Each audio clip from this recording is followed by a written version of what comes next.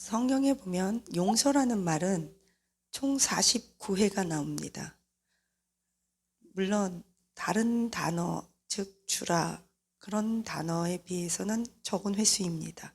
성경에 주라는 말, 그것은 한 1280번 정도 나오는데 하여튼 용서라는 말은 49번이 나옵니다. 그만큼 용서는 사랑과 직관된 단어입니다. 사랑과 직관된 단어로는 주라, 용서 이런 것들은 사랑과 연관된 단어이기도 합니다. 그 중에서 우리가 용서라는 것을 생각해 볼 때 가장 용서하기 힘든 대상이 누구일까요? 물론 자기 자신일 때가 있습니다. 그리고 말이 좀 이상하긴 하지만 상담을 하다 보면 어떤 성도님들이나 우리 청년들이 도저히 하나님을 용서할 수가 없어요. 이런 말을 하기도 합니다. 왜냐하면 지금 나에게 직면한 모든 문제들은 하나님께서 나에게 허락하신 것이기 때문에 하나님이 너무 잔인하고 인색하고 이해할 수 없는, 그래서 하나님을 용서할 수 없다는 말을 종종 듣기도 합니다. 그분들이 그런 말을 할 때는 하나님의 존재를 믿지 않아서라기보다 자신에게 직면한 상황과 자기가 느껴야 되는 마음의 상처가 너무나 크기 때문에 하나님을 용서할 수 없다 이렇게까지 표현하는 것이죠. 100번도 더 그분들의 그 말이 옳다는 것이 아니라 심정을 이해가는 말이기도 합니다. 그 중에서 우리 자녀들 상담을 하다 보면 가장 어려운 것이 부모님 상담이겠죠. 부모님 용서하기, 오죽하면 부모님 용서하기라는 책도 시중에 판매되는 것을 본 적이 있습니다. 자녀들에게 있어서 가장 큰 문제는 하나님은 둘째라도 부모님 용서하기가 너무 힘들고, 더군다나 믿지 않는 부모님이 아니라 믿는 부모님 정도가 아니라 중직자, 목사나 장로님의 부모를 두었는데 그 장로나 부모님의 목사의 부모님이 자기 자신에게 자녀들 입장에서 가해자가 되었다고 생각될 때 그 부모님을 용서하는 것은 정말 더욱 힘이 든 그 감정인 것 같습니다. 어떤 성도님은 저에게 그래요. 어떤 전도사님의 경우도 나는 불신자의 부모님을 두었습니다. 우리 부모님은 나를 위해서 기도해 준 적도 없고 어떤 나를 위해서 헌금을 해준 적도 없습니다. 그런데 정작 또 다른 자녀들은 우리 아버지가 차라리 믿지 않는 부모님이라면 나는 용서할 수 있을 것 같습니다. 그런데 우리 부모님은 목사고 사모고 장로님이고 권사인데 아주 가학적입니다. 굉장히 학대적입니다.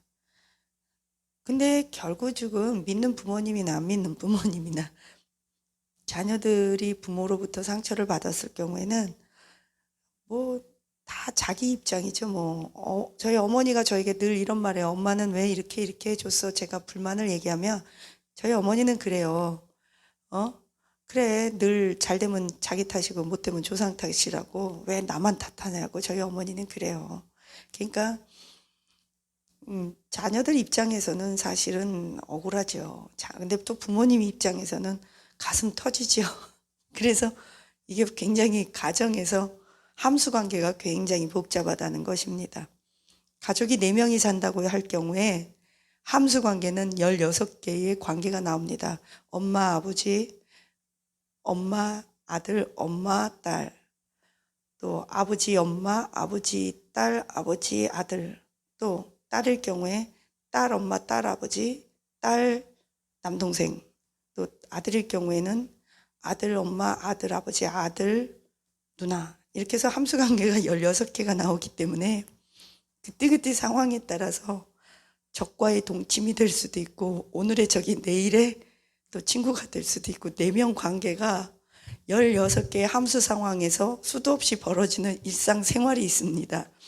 그리고 각자의 입장이 있고 각자의 그 손익 관계가 있고 아주 복잡합니다.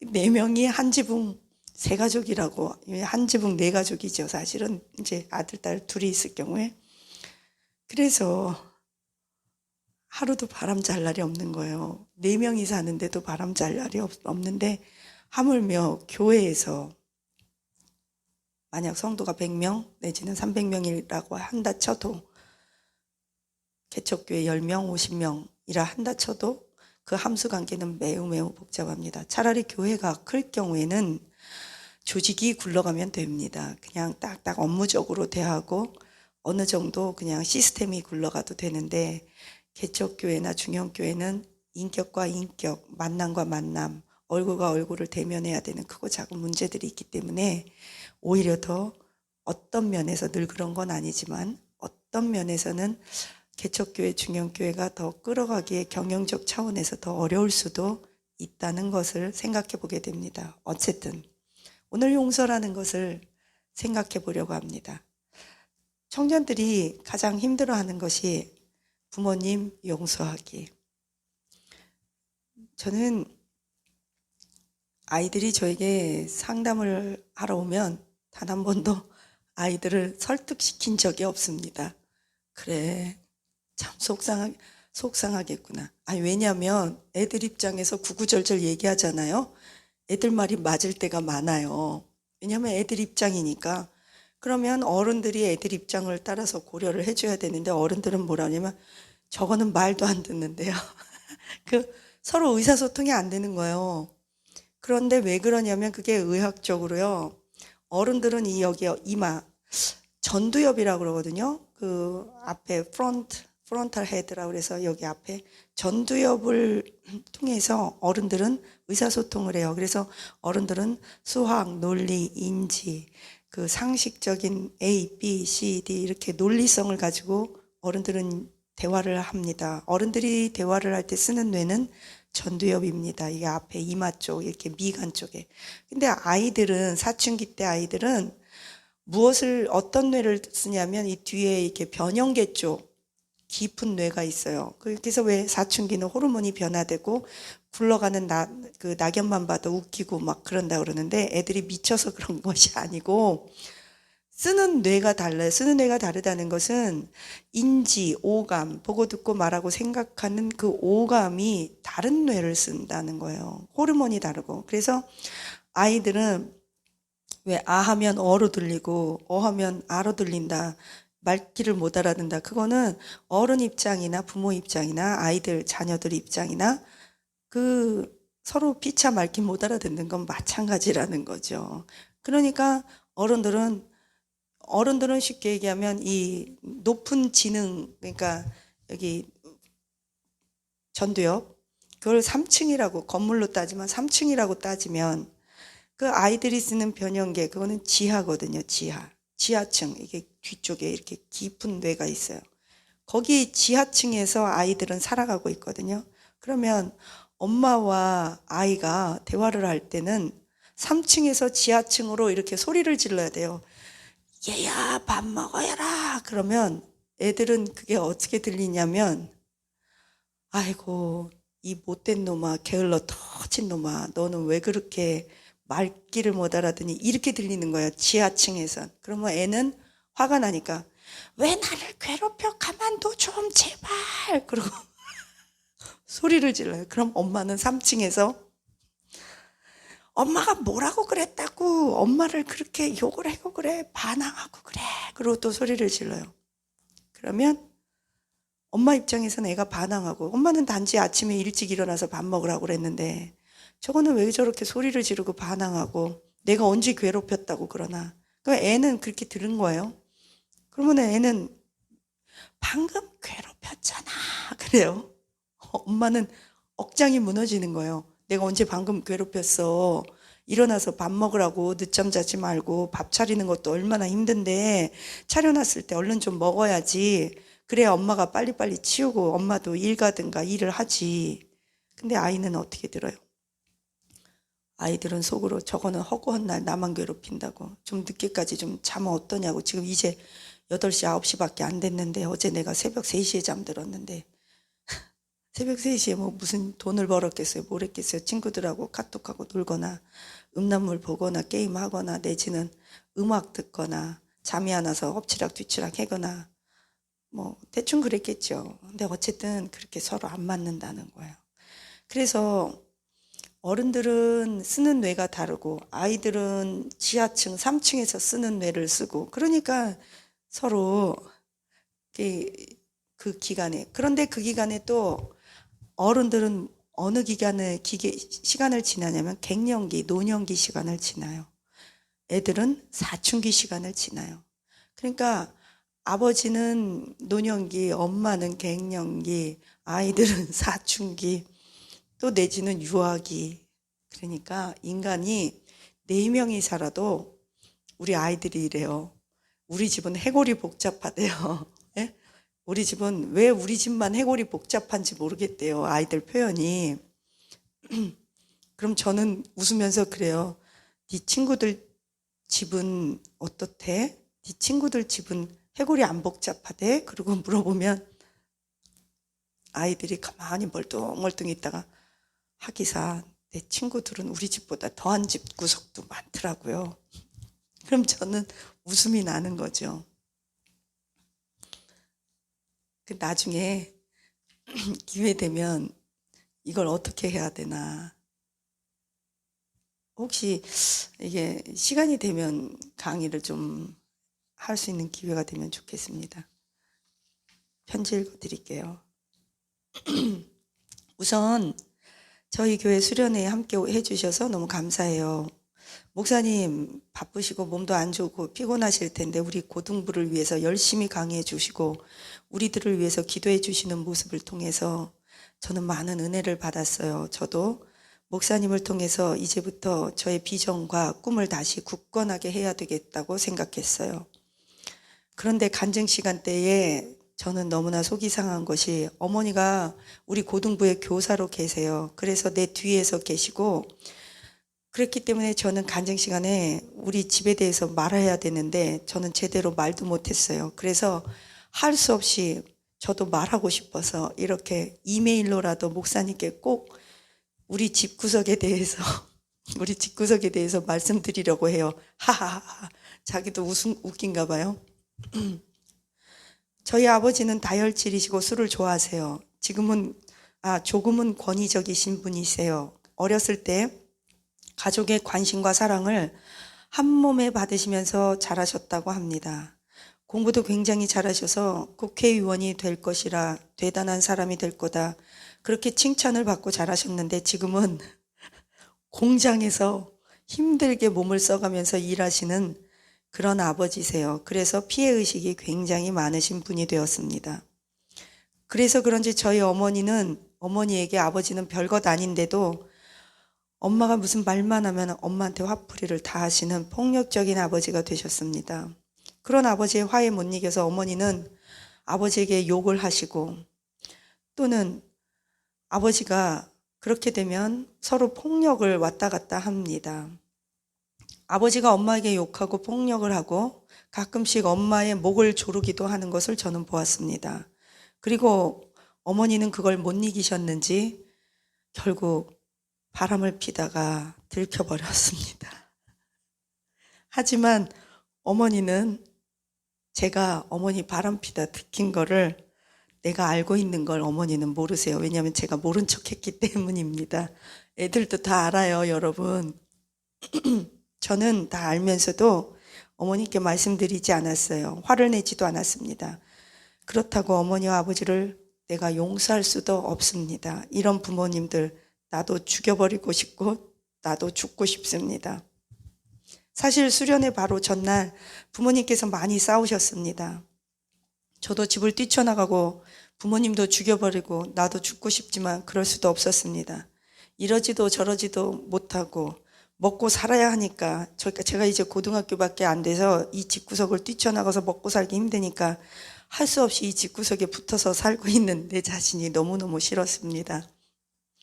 부모님 사이를 제가 좋게 할 수도 없었고 그렇다고 부모님이 이혼하는 걸 원치도 않았습니다. 왜냐하면 엄마가 먹고 살 길이 막막하기 때문입니다. 저는 그저 저한테 그리 큰 이러한 모습들이 상처인 줄 몰랐습니다.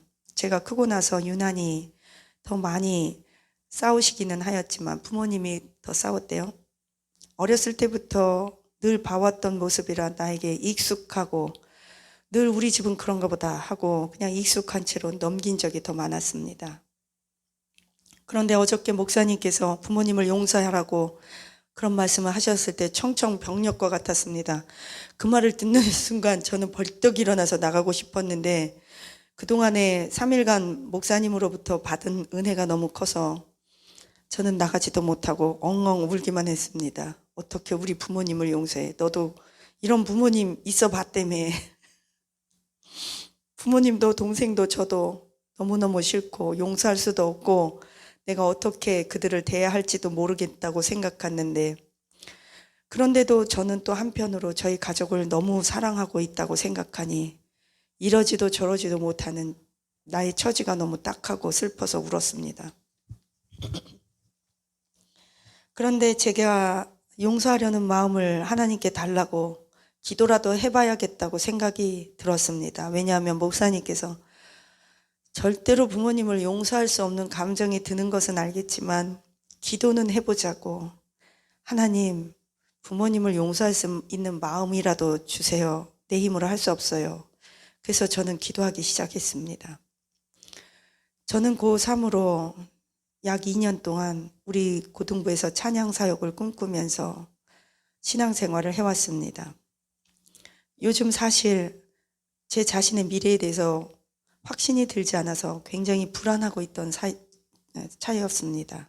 그런데 목사님께서 저희 교회에 계속 오시면서 두 번째 주 강의를 해주실 때 바로 제 옆에 앉으셨습니다. 그리고 갑자기 저를 위해 기도해 주시는데 하나님께서 저를 크게 사용할 수도 있으니 용서하는 마음을 갖고 너의 꿈, 찬양을 포기하지 말거라 이렇게 말씀해 주셨습니다. 저는 깜짝 놀랐습니다. 왜 내가 포기한 걸 어떻게 하셨지? 저는 그 말씀을 위로받고 이번 수련회를 굉장히 기대하면서 참석할 수 있게 되었습니다. 하나님을 너무너무 만나고 싶었습니다. 이번 수련회를 통해 하나님을 만날 수 있을 것 같다는 막연한 희망으로 또 제가 가진 꿈이 하나님께서 주신 것이라는 확신과 비전을 다시 갖고 싶었습니다. 근데 저는 다른 친구들처럼 입신을 한 것도 아니고 방언을 받은 것도 아니고 천국을 가본 것도 아니었습니다. 내 옆에는 나보다 더 시시껄렁하고 교회도 왔다 갔다만 가끔씩 하는 애인데 그 애는 갑자기 기도하다가 쓰러지더니 나중에 간증 시간에 입신했다는 간증을 저는 들었습니다. 근데 저는 그렇게 사모했던 많은 은사들, 방언, 천국 이런 것들은 하나도 받지도 못한 채 기도도 잘 되지 않았습니다. 그리고 더 힘든 것은 우리 부모님도 용서할 마음이 생기지 않았다는 것입니다. 부끄러운 이야기지만 새벽 기도 2주 동안 그리고 줄곧 수련회 때도 제 마음은 그저 이런 상태였습니다. 하지만 기도만 시작하면 평소 흘리지도 않았던 눈물이 멈추지가 않았고 내가 왜 우는지조차도 알지를 못했습니다. 제가 하나님을 만나게 해달라고 방언을 받게 해달라고 나의 상처가 치유되게 해달라고 아무리 기도했지만 기도 응답은커녕 알 수 없는 눈물만 계속 흘렀습니다. 옆에 친구들과 뒤에 교사로 계시는 어머니가 볼까봐 저는 눈물을 계속 닦으면서 아는 척 구석에 앉아서 가만히 이를 물고 참았지만 흐르는 눈물을 주체할 수 없었습니다. 전도사님께서 갑자기 저에게 수련회 끝나고 간증하라고 하셨을 때 저는 간증할 것이 없었습니다. 왜냐하면 다른 아이들에 비해서 별로 눈에 띄게 체험한 것이 없었기 때문입니다. 그렇다고 생각했습니다. 다른 아이들은 방언도 받고 정말 기절한 채로 열 몇 시간씩 누워있다가 스물스물 일어나더니 천국 본 거를 이야기하는데 저는 기가 죽어버렸습니다. 그래도 목사님, 제가 이번 수련회를 통해서 지금까지 지었던 한 가지 저의 은밀한 죄가 있는데 그것을 떨쳐버렸다는 것을 말씀드리고 싶습니다.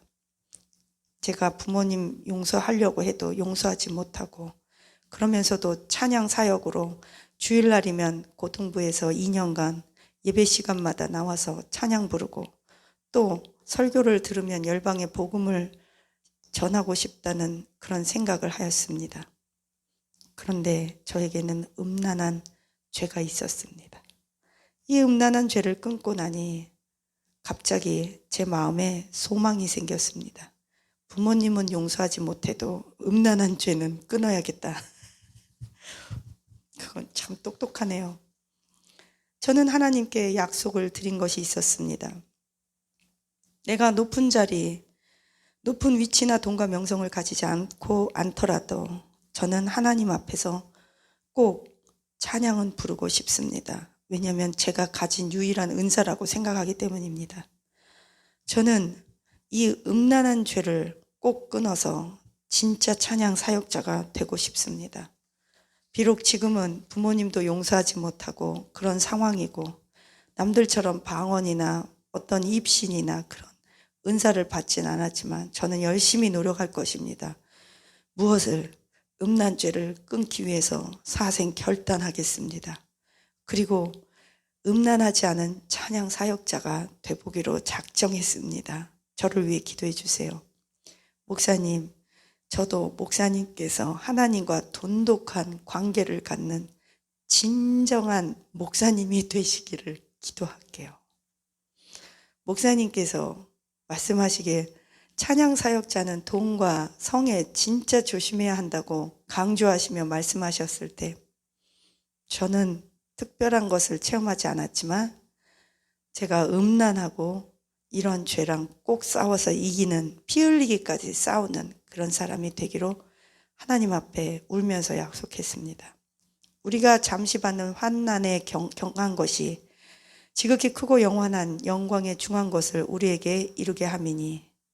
고린도후서 4장 17절. 9월 달에 찬양 전도 집회로 지금 저희 고등부는 매우 뜨겁습니다. 애들도 엄청 기대하고 있습니다. 목사님이 우리 요번에 고등부 찬양 집회에 와주시기로 약속했다는 그 말을, 광고를 듣고 우리 아이들 지금 난리가 났습니다. 목사님, 9월에 또 뵐 수 있는 거죠? 기대할게요. 하트.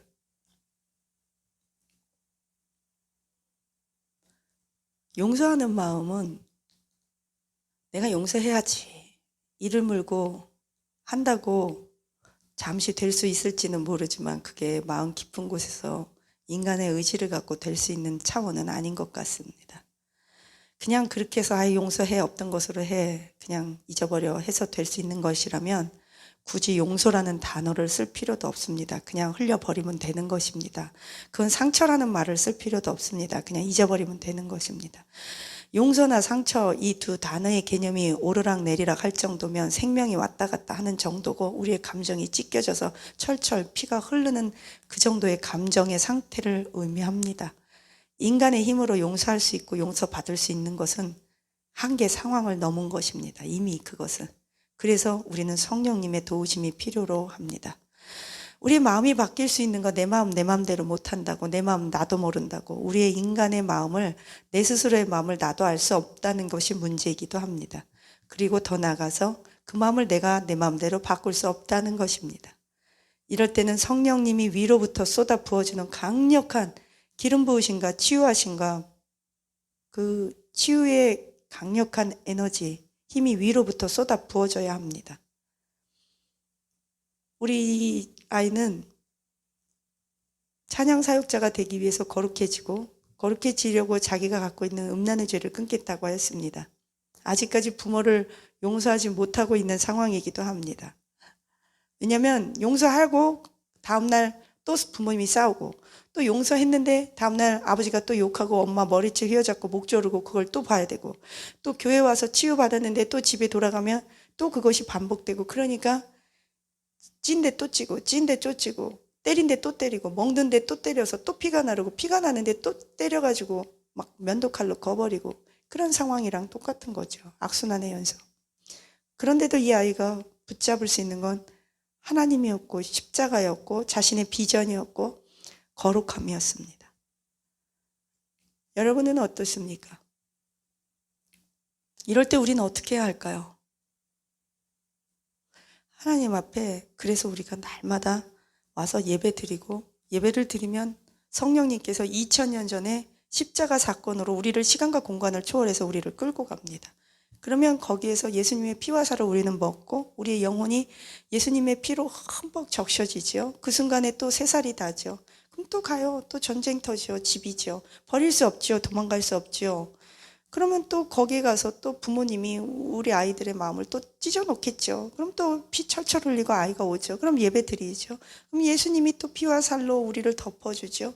굳은 살이 백이죠. 그렇게 하다 보면 나이를 먹고 성인이 되고 시간을 좀 끌어주는 거죠. 그러면 아이가 이제 20살, 24살 되면 아이가 독립적이 돼서 그 환경으로부터 좀 벗어날 수 있죠. 부모님하고 같이 살기 싫어서 지긋지긋한 엄마가 보기 싫어서 23살에 얼른 결혼한 아이들이 참 많죠. 저도 많이 봤고. 부모님들은 모르죠. 근데 이제 부모님들도 사실은 참 처지가 딱하죠. 지금은 저는 아이 입장에서 얘기하는 거지만 오늘은 아이 입장이죠. 부모님들을 위로합니다. 그렇게 살고 싶은 엄마가 어디 있겠어요. 그렇게 살고 싶은 아버지도 없죠. 어떻게 하겠어요. 다 이혼하겠어요. 그러면 다 부모님 버리겠어요? 그러면 할 수 없죠. 견뎌야죠. 견딜 수 있는 힘을 위로부터 공급받아야죠. 그런 부모님 업고 살아야죠. 그런 자식들 업고 살아야죠. 뭐 그게 꼭 십자가라고 얘기하고 싶지, 꼭 그럴 수도 있고 아닐 수도 있지만 서로가 서로를 견디는 수밖에 없어요. 견디다가 시간이 지나면 굳은 살도 박이고 재해석도 되고 대항할 수도 있고 또 하나님께서 치료도 해주시고 그러면서 가는 것 같아요. 하나님께서 우리 아이에게는 비전을 주셔서 그런 환경에서도 엇나가지 않고 그래도 다시 음란의 죄를 끊겠다고 결단했습니다. 저는 이 아이가 잘 자라기를 위해서 계속 기도합니다. 우리 기도하시겠습니다. 하나님, 우리 아이가 부모님을 용서할 마음도 아직 생기지 않고 특별히 방언도 받지 않고 은사도 안 받고 뭐 다른 친구들처럼 신령한 입신도 안 하고 눈에 보이는 거 없고 그럴지라도 음란죄를 끊고 찬양 사역자의 길로 나가겠다고 다짐했습니다. 부모님이 변한 것도 아닙니다. 폭력적이고 목조르고 바람피고 때리고 욕하는 정말 가정이 아니라 지옥 같은 먹고 살기 위해서 이 아이 표현으로는 더럽고 치사하지만 나도 클 때까지만 부모님 밑에서 견디겠다고 참아보겠다고 다짐하는 아이입니다. 이런 처지에 있는 우리 아이들을 불쌍히 여겨 주시옵소서. 이런 처지에 있는 부모님들을 위로하여 주시고 우리 모두가 어떻게 어디서부터 수습해야 될지 모르겠지만 답은 있지만 우리 힘으로 할 수 없는 많은 일들이 있습니다. 주여 우리를 불쌍히 여겨 주시옵소서. 용서하시고 보혈로 덮어 주시옵소서. 하나님 우리 부모님들 용서할 수 없는 자녀들 하나님 그들의 마음을 위로하여 주옵소서. 새살이 돋아나게 하옵소서. 예배 드릴 때마다 성령님께서 강력하게 위로부터 치유의 영을 부어주셔서 새살이 돋아나며 새 감정이 돼서 집에 돌아가서 그런 부모님들 밑에서 살지라도 그들의 상처가 아이들에게 스며들지 않도록 철저하게 예수님의 보혈로 우리들의 자녀들을 부모님들이 물고 먹고 찢고 싸우고 폭력하고 바람피고 때리고 욕하는 그러한 모든 들볶는 상황에서 우리들의 자녀들을 예수님의 보혈로 차단시켜 주시옵소서. 새살이 돋아나게 하옵소서. 예배를 통해서 강력한 위로부터 내려오는 치유의 영이 우리 자녀들을 보호하셔서 가정으로 돌아갔을 때 하나님 상처로부터 하나님 보호하옵소서. 보호막이 되어 주옵소서. 새살이 돋아나게 하옵소서. 견디게 하옵소서. 시간을 벌 수 있도록 주님 아이들을 클 수 있도록 주님의 보호 아래 크게 하옵소서. 감사하며 예수님 이름으로 기도합니다. 아멘.